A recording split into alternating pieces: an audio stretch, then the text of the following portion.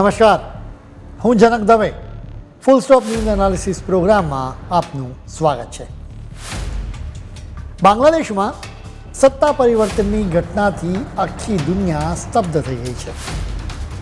આ કોઈ એકાદ બે દિવસ કે મહિનામાં બનેલી ઘટનાઓનો નિચોડ નથી, બલકે એક ખેલાડીએ એની સ્ક્રિપ્ટ ઘણા સમય પહેલાં જ લખી હતી. આ કહાનીમાં એક કરતાં અનેક વિલન્સ છે, પરંતુ સવાલ એ છે કે મુખ્ય વિલન કોણ?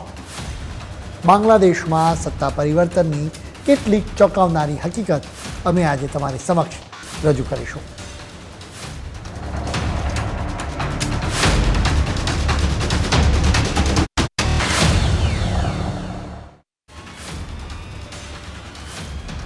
બાંગ્લાદેશમાં સત્તા પરિવર્તનની સતત ચર્ચા થઈ રહી છે. અહીં શેખ હસીનાએ પીએમનું પદ છોડવું પડ્યું, જેના માટે ચીન અને પાકિસ્તાન જ જવાબદાર હોવાની ખૂબ ચર્ચાઓ ચાલી રહી છે. તમે પણ કદાચ એમ જ માનતા હશો. સામાન્ય રીતે શહેરમાં ક્યાંય પણ અપરાધ થાય તો પોલીસને સીધી શંકા રીઢા ગુનેગાર પર જ જાય. એટલે તમને પાકિસ્તાન અને ચીન પર શંકા થતી હોય તો તમે તમારી રીતે સાચા છો. જોકે પડદા પાછળથી ખરો ખેલ તો બીજા જ કોઈએ ખેલ્યો છે. આ ખેલના દરેકે દરેક ખેલાડી વિશે આજે અમે તમને જણાવીશું. સૌથી પહેલાં રીઢા ગુનેગારોની વાત કરીશું. કોઈ પણ ક્રાઇમ થાય તો પોલીસ સૌથી પહેલાં એ તપાસ કરે છે કે ક્રાઇમથી કોને ફાયદો થશે, જેથી ક્રાઇમ કરનારને શોધવામાં મદદ મળે. અહીં પણ અમે એ જ રીત અપનાવીશું. શેખ હસીના ભારતના સપોર્ટર્સ છે. બીજી તરફ શેખ હસીનાના વિરોધી નેતા ખાલિદા જિયા પાકિસ્તાનના સપોર્ટર્સ છે. શેખ હસીના બાંગ્લાદેશમાંથી આઉટ થયા એટલે ખાલિદા જિયાને મોકળું મેદાન મળી ગયું છે. ભ્રષ્ટાચારના આરોપસર તેઓ જેલવાસ ભોગવી રહ્યા હતા. જોકે આખરે તેમને મુક્ત કરવામાં આવ્યા છે. ખાલિદા જિયા પાકિસ્તાનના સપોર્ટર્સ છે, એટલે તેઓ સત્તા પર પાછા આવે તો ચોક્કસ જ પાકિસ્તાનને ફાયદો થાય. હવે અમે ચીનના ફાયદાની વાત કરીશું. શેખ હસીના પીએમ હતા ત્યારે બાંગ્લાદેશમાં મોંગલા પોર્ટ માટે ભારત અને ચીન વચ્ચે લડાઈ થઈ હતી. આખરે આ પોર્ટ ભારતને ફાળે જ આવી, એટલે જ ચીન શેખ હસીનાથી ખૂબ જ અકળાયું હતું. એ સિવાય પણ બાંગ્લાદેશે ચીનની ધમકીથી ન ડરીને બીજા કેટલાક પ્રોજેક્ટ્સ ભારતને આપ્યા. એટલે જ શેખ હસીના હતા ત્યાં સુધી ભારતને ફાયદો હતો, ચીનને નુકસાન હતું. શેખ હસીના હવે રહ્યા નથી ત્યારે ચીનને ફાયદો થઈ શકે છે. ઉપરાંત ખાલિદાની પાર્ટી સત્તા પર આવશે તો બાંગ્લાદેશમાં મેડ ઇન ઇન્ડિયા પ્રોડક્ટ્સ નહીં પરંતુ મેડ ઇન ચાઇના પ્રોડક્ટ્સનો કડકલો થશે. એટલે સ્વાભાવિક રીતે ચીનને બીજો એક ફાયદો થઈ શકે છે. ચીનના ફાયદા વિશે વધુ એક વાત કરીશું. ખાલિદા જિયાનો દીકરો તારિક પાકિસ્તાનની ISIના ઇશારે કામ કરે છે એવો આરોપ છે. તારીખના ઇશારે જ બાંગ્લાદેશમાં થોડા સમય પહેલાં ઇન્ડિયા આઉટનું કેમ્પેઇન ચાલી રહ્યું હતું. ઇન્ડિયા આઉટ એટલે કે ભારતની વસ્તુઓનો બહિષ્કાર, બીજી તરફ ચીનમાંથી વસ્તુઓ મંગાવવાની. એટલે તમે સમજો કે શેખ હસીના આઉટ થઈ ગયા છે, જેના પછી હવે ખાલિદા જિયાના હાથમાં સુકાન આવી જશે તો સ્વાભાવિક રીતે પાકિસ્તાન અને ચીન બંનેને ફાયદો થશે. એટલે સ્વાભાવિક રીતે શેખ હસીનાના સત્તા પરિવર્તન માટે આ બંને દેશો પર શંકા જાય. એમ લાગે છે કે જાણે આ બંને દેશોએ જોઈન્ટ ઓપરેશન પાર પાડ્યું હોય. આ જોઈન્ટ ઓપરેશનમાં ત્રીજો ખેલાડી પણ સામેલ થયો છે, બલકે તેની અલગ જ પ્રકારની ગેમ હતી. આ ખેલાડી અમેરિકા છે. સ્વાભાવિક રીતે આ વાત માનવી મુશ્કેલ છે, કેમ કે તમે શેખ હસીના અને બાઇડન્સને એકબીજાને સ્માઇલ આપતા જોયા હશે. બીજી તરફ શેખ હસીનાના રાજકીય મિત્ર પીએમ મોદી અને બાઇડનને પણ ભેટતા તમે જોયા જ હશે. એટલે માનવું મુશ્કેલ છે કે ભારતના સપોર્ટર શેખ હસીનાની સાથે અમેરિકા કોઈ ખેલ કરી જાય, કેમ કે અમેરિકા ભારતને મિત્ર ગણી રહ્યું છે. જોકે પોતાના મિત્રોને જ કંટ્રોલ કરવાની અમેરિકાની એક મોટી કુટેવ છે. અમે તમને ફૂલ સ્ટોપ પ્રોગ્રામમાં વારંવાર કહીએ છીએ કે અમેરિકા ખૂબ જ સ્વાર્થી દેશ છે. એના માટે પોતાના હિતો સિવાય કશું જ મહત્ત્વનું નથી. એ પોતાનું વર્ચસ્વ જાળવી રાખવા ઈચ્છે છે. ભારત અનેક રીતે અમેરિકાના વર્ચસ્વને પડકારી રહ્યું છે. અમેરિકાએ ભારતને કહ્યું કે તમે રશિયા પાસેથી ક્રૂડ ઓઇલ ન ખરીદો. ભારતે અમેરિકાની વાત ન માની. બીજી તરફ ભારત બીજા દેશોની સાથે ડોલર્સના બદલે પોતાની કરન્સી એટલે કે આપણા રૂપિયામાં જ ટ્રેડિંગ કર્યું. વાત આટલી જ નથી. ભારત આગામી થોડા વર્ષોમાં ત્રીજા નંબરની ઇકોનોમી બની જશે. એક વખત ભારત એ ગોલ એચીવ કરશે એટલે બે જ દેશોને પાછળ છોડવા પડે. એમાં એક અમેરિકા અને બીજું ચીન. બંનેને હવે ભારતથી જોખમ લાગવા લાગ્યું છે. બંને દેશો ભારતની તાકાત અને દબદબાને નિયંત્રિત કરવા ઈચ્છે છે. આવા જ પ્રયાસોના ભાગરૂપે બાંગ્લાદેશમાં એક ઓપરેશન પાર પાડવામાં આવ્યું, જ્યાં ચીન અને પાકિસ્તાને જાહેરમાં ખેલ ખેલ્યો, જ્યારે અમેરિકાએ પડદા પાછળ રહીને ખેલ ખેલ્યો. શેખ હસીનાએ એના વિશે વારંવાર હિન્ટ આપી હતી.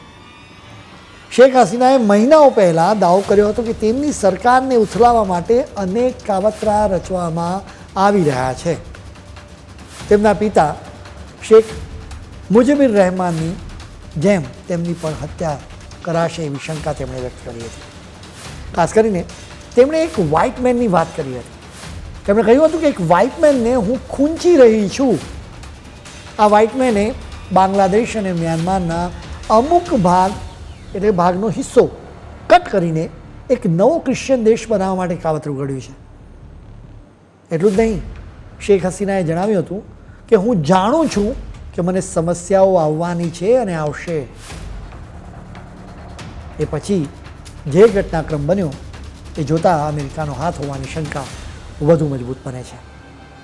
વાસ્તવમાં અમેરિકા અને બાંગ્લાદેશ વચ્ચેના સંબંધો ઘણા સમયથી ખરાબ છે. બાંગ્લાદેશમાં અમેરિકામાં મોટા પાયે નિકાસ થાય છે. બંને દેશો વચ્ચે ટ્રેડ સહિત અનેક મામલે ખૂબ જ ઘર્ષણ રહ્યું હતું. ઘર્ષણનો એક મુદ્દો રશિયન ઓઇલ પણ હતો. રશિયા પાસેથી જે કોઈ પણ ક્રૂડ ઓઇલ ખરીદે એની સામે અમેરિકાને સીધો જ વાંધો હોય છે. અમેરિકાએ ભારત સમક્ષ પણ ખૂબ જ વાંધો ઉઠાવ્યો હતો, જોકે ભારતે તો જરાય દરકાર નહોતી કરી. ભારત રશિયામાંથી ક્રૂડ ઓઇલ મંગાવે અને આપણે ત્યાંથી પ્રોસેસ થઈને પાઇપલાઇન દ્વારા પેટ્રોલ અને ડીઝલ બાંગ્લાદેશમાં પહોંચે. ભારત પાસેથી આ રીતે પેટ્રોલ અને ડીઝલ ન ખરીદવા માટે અમેરિકા બાંગ્લાદેશ પર ખૂબ જ પ્રેશર કરતું હતું. જોકે ભારતે અમેરિકાને ન ગણકાર્યું એટલે બાંગ્લાદેશની પણ હિંમત વધી ગઈ. શેખ હસીનાએ પણ અમેરિકાને દાદ જ ન આપી. જગત જમાદાર અમેરિકાના ઈગોને આ બાદ ઠેસ પહોંચી હતી. બાંગ્લાદેશે બીજા એક મુદ્દે પણ અમેરિકાને ઘસીને ના પાડીને એના ઈગોને વધુ એકવાર ઠેસ પહોંચાડી. અમે એના વિશે પણ તમને વિસ્તારથી જણાવીશું, પરંતુ અત્યારે સમય છે એક બ્રેકનો.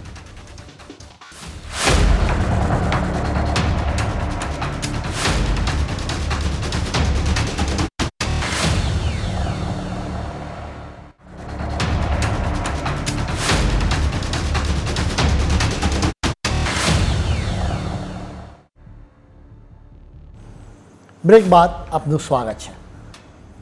શેખ હસીના છેલ્લા કેટલાક મહિનાઓથી હિન્ટ આપી રહ્યા હતા કે અમેરિકાના ઇશારાથી તેમને હકાલપટ્ટી કરવામાં આવી શકે છે. અમેરિકા આર્થિક અને મિલિટરી બંને રીતે આખી દુનિયાને કંટ્રોલ કરવા માગે છે. મિલિટરી તાકાતની વાત કરીએ તો 70થી વધુ દેશોમાં અમેરિકાના લગભગ 800 જેટલા મિલિટરી બેઝ છે. આફ્રિકા અને મિડલ ઇસ્ટ સહિત અનેક જગ્યાએ મિલિટરી બેઝ છે. જોકે ભારતની આસપાસ એક પણ મિલિટરી બેઝ નથી. બીજી તરફ પાકિસ્તાનમાં ચીનની સૈન્ય શક્તિ છે, પરંતુ શ્રીલંકા, નેપાળ, મ્યાનમાર અને ભૂતાનમાં ક્યાંય પણ અમેરિકાનો બેઝ જ નથી. આ હકીકત જ અમેરિકાને હજમ થતી નથી. અમેરિકાની વ્યૂહાત્મક દ્રષ્ટિએ પોતાનો બેઝ બનાવવા માટે બાંગ્લાદેશ પ્રોપર જગ્યા લાગે છે, જેથી એ ભારત અને ચીન બંનેને કંટ્રોલ કરી શકે. શેખ હસીનાએ મે મહિનામાં ધડાકો કર્યો હતો કે એક વિદેશી તાકાત બાંગ્લાદેશના સેન્ટ માર્ટિન આઇલેન્ડ પર મિલિટરી બેઝ બનાવવા ઈચ્છે છે, જેના માટે અમેરિકાએ બાંગ્લાદેશ પર ખૂબ જ પ્રેશર કર્યું હતું. જોકે શેખ હસીનાએ એના માટે ઘસીને ના પાડી દીધી હતી. તેમણે અમેરિકાનું નામ તો નહોતું લીધું, તેમણે માત્ર એટલું જ કહ્યું કે વિદેશી તાકાતે ધમકી આપી છે કે મિલિટરી બેઝ માટે ન પાડવામાં આવશે તો બાંગ્લાદેશ અને મ્યાનમારને તોડીને એક નવો દેશ બનાવી દેવામાં આવશે. અમેરિકા પોતાના હિતો માટે શામ, દામ, દંડ અને ભેદ સહિત તમામ રીત અપનાવે છે. મિલિટરી બેઝ માટે પહેલાં બાંગ્લાદેશને સમજાવ્યું, આમ છતાં બાંગ્લાદેશે ના પાડી તો ધમકી આપી, એની સાથે લાલચ પણ આપી હતી. શેખ હસીનાએ જણાવ્યું હતું કે તેમને એક ઓફર મળી હતી. આ ચોક્કસ દેશે શેખ હસીનાને જણાવ્યું હતું કે અમે તમને જીતાડી દઈશું, તમે માત્ર બાંગ્લાદેશમાં મિલિટરી બેઝ માટે અમને છૂટ આપી દો. બાંગ્લાદેશમાં જાન્યુઆરીમાં ચૂંટણી યોજાવાની હતી, જેમાં આ દેશે મિલિટરી બેઝના બદલામાં શેખ હસીનાને જીતની ગેરંટી આપી હતી. શેખ હસીનાએ એમ પણ જણાવ્યું હતું કે આ જ કારણે તેમની સરકારને પ્રોબ્લેમ થયો. અમેરિકાના લીડર્સની સાથે શેખ હસીનાનું ઘર્ષણ વધતું જ હતું. અમેરિકાને ના શબ્દ સાંભળવો ગમતો જ નથી. આ બાજુ બાંગ્લાદેશ અમેરિકાને મચક નહોતું આપતું, એટલે અમેરિકા ધમકી આપવા લાગ્યું હતું. ચૂંટણી પહેલાં જ અમેરિકા અને એના પિઠ્ઠું યુરોપિયન યુનિયને બાંગ્લાદેશના ગાર્મેન્ટ સેક્ટર પર પ્રતિબંધો લાદવાની ધમકી આપી હતી. બાંગ્લાદેશમાં બનતા 80% કપડાની તો અમેરિકા અને યુરોપિયન યુનિયનમાં જ નિકાસ થાય છે. આ પ્રતિબંધો મુકાય તો બાંગ્લાદેશના ગાર્મેન્ટ સેક્ટરની કમર તૂટી જાય, આ દેશની ઇકોનોમી પણ તૂટી જાય. અમેરિકા પોતાની વાત મનાવવા માટે આંતરરાષ્ટ્રીય સંસ્થાઓની પણ મદદ લેતું રહે છે. અમેરિકાએ આરોપ મૂક્યો કે બાંગ્લાદેશમાં માનવ અધિકારોનો ભંગ થઈ રહ્યો છે. આ વાસ્તવમાં અમેરિકાની એક મોડસ ઓપરેન્ડી છે. ભારતની બાબતમાં અમેરિકા ખોટી વાત ફેલાવે છે કે ભારતમાં ધાર્મિક આઝાદી નથી. જોકે ભારત અને અમેરિકાની આવી મોડસ ઓપરેન્ડીને ફેલ જ કરતું રહ્યું છે. એ જોઈને શેખ હસીનાને પણ પ્રેરણા મળી. અમેરિકાના ઈગોને ઠેસ પહોંચી એટલે શેખ હસીનાની વિરુદ્ધ કાવતરાનું મીટર વધારી દીધું. બાંગ્લાદેશમાં ચૂંટણી યોજાઈ, શેખ હસીના ફરી જીતી ગયા એટલે અમેરિકાએ બાંગ્લાદેશની જનતાને ઉશ્કેરવાની કોશિશ કરી. અમેરિકાએ કહ્યું કે બાંગ્લાદેશની ચૂંટણી નિષ્પક્ષતાથી યોજાઈ નથી. અમેરિકાએ અહીંથી જ બાંગ્લાદેશના લોકોને ઉશ્કેરવાની શરૂઆત કરી દીધી હતી. એશિયાના લોકોને એક બીમારી છે. આ બીમારી એ છે કે અમેરિકા કહે એ બધું જ માની લેવાનું. એનું સ્પષ્ટ કારણ એ છે કે અમેરિકા આપણા કરતાં વધારે ધનવાન છે, એટલે અમેરિકાની કોમેન્ટ્સની તરત જ અસર થાય છે. અમેરિકાએ કહ્યું કે નિષ્પક્ષતાથી ચૂંટણી નથી થઈ તો પછી લોકો પણ માનવા લાગે કે નહીં જ થઈ હોય. અમેરિકાએ આ રીતે પોતાનું વર્ચસ્વ ઊભું કર્યું. સૌથી પહેલો સવાલ તો એ છે કે બીજા કોઈ દેશની ચૂંટણી વિશે બોલવાનો અમેરિકાને કોણે અધિકાર આપ્યો? બીજો સવાલ એ થાય કે અમેરિકાએ શેના આધારે કહ્યું હતું કે બાંગ્લાદેશમાં નિષ્પક્ષતાથી ચૂંટણી નહોતી થઈ? બાંગ્લાદેશની થોડીક વ્યવસ્થા સમજવી જરૂરી છે. બાંગ્લાદેશમાં ચૂંટણી યોજાવાની હોય એટલે સરકારનું પતન કરી દેવાનું, વચગાળાની સરકાર રચવામાં આવે જેથી નિષ્પક્ષતાથી ચૂંટણી યોજાય. ખાલિદા જિયાએ વચગાળાની સરકારની માંગણી કરી હતી, જોકે શેખ હસીનાએ સ્પષ્ટ ના કહી દીધી હતી. શેખ હસીનાએ એમ પણ કહ્યું કે વિરોધ પક્ષના નેતા ખાલિદા જિયા પીએમ હતા ત્યારે પણ તેમને વચગાળાની સરકાર નહોતી બનાવી, એટલે હિસાબ સરભર થઈ ગયો. માત્ર આવી સ્થિતિના આધારે નિષ્પક્ષ ચૂંટણી નહોતી યોજાઈ એમ અમેરિકા ન કહી શકે, કેમ કે આ ચૂંટણી લડતા કોઈએ કોઈને રોક્યા નહોતા. આ ચૂંટણીમાં ગડબડ થઈ હોવાના કોઈ જ રિપોર્ટ્સ કે પુરાવા નહોતા મળ્યા. આમ છતાં અમેરિકાએ બાંગ્લાદેશની જનતાને મેસેજ આપ્યો કે શેખ હસીના ખોટી રીતે ચૂંટાઈ આવ્યા છે, જેના પછી બાંગ્લાદેશમાં અનામતને લઈને આગ ભડકી, બલકે વિરોધની આગ પ્રગટાવવામાં આવી. કદાચ તમે આ વાત જાણતા હશો, બાંગ્લાદેશની આઝાદી માટે લડનારા લોકોના સંતાનો માટે અનામત નાબૂદ કરવાની માંગણી હતી. આ માંગણી પણ માની લેવાય. આમ છતાં વિરોધ થયો. હવે આખા પિક્ચરમાં અમેરિકા ક્યાં છે? અમેરિકા કોઈ પણ દેશમાં સત્તા પરિવર્તન કરવા માટે ત્યાંના મુખ્ય વિપક્ષને પૂરેપૂરો સપોર્ટ આપે છે. બાંગ્લાદેશના કેસમાં ખાલિદા ઝિયાની બાંગ્લાદેશ નેશનલિસ્ટ પાર્ટીએ ને સપોર્ટ આપ્યો, જેના દ્વારા મીડિયા અને સોશિયલ મીડિયામાં એક નેરેટિવ ચલાવવામાં આવ્યું, ખોટી કહાનીઓ રજૂ કરવામાં આવી. અમે આખી મોડસ ઓપરેન્ડી તમને સમજાવીશું કે કેવી રીતે CIA સત્તા પરિવર્તનનું મિશન પાર પાડે છે. કોઈ પણ મુદ્દાને લઈને વિરોધ પ્રદર્શન શરૂ કરી દેવાનું.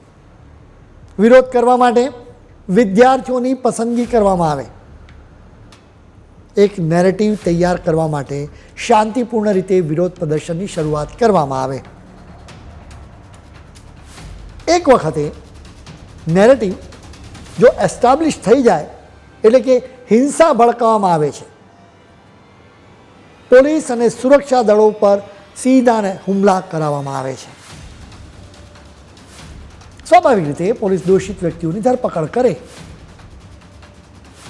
ડીપ સ્ટેટ ઇકોસિસ્ટમ પોલીસ એક્શનના વિડીયોઝ કેપ્ચર કરે. સામાન્ય લોકો પર અત્યાચારો થઈ રહ્યા હોવાની વાતો ફેલાવવામાં આવે. હવે ન્યાયતંત્રનો ટર્ન આવે. પોલીસના અત્યાચારોનો મામલો અદાલતમાં પહોંચાડવામાં આવે. આખરે મિલિટરી જનતાની ભલાઈના નામે વિરોધ પ્રદર્શન કરનારાઓને સપોર્ટ આપે. વિરોધ પ્રદર્શનો PM કે રાષ્ટ્રપતિની ઓફિસ કે ઘર તરફ ધસી જાય અને તેમને દેશ છોડવાની ફરજ પાડે. સવાલ એ છે કે આ ખેલમાં CIAને કોણે મદદ કરી હતી? અમે તમને એના વિશે પણ જણાવીશું, પરંતુ અત્યારે સમય છે વધુ એક બ્રેક.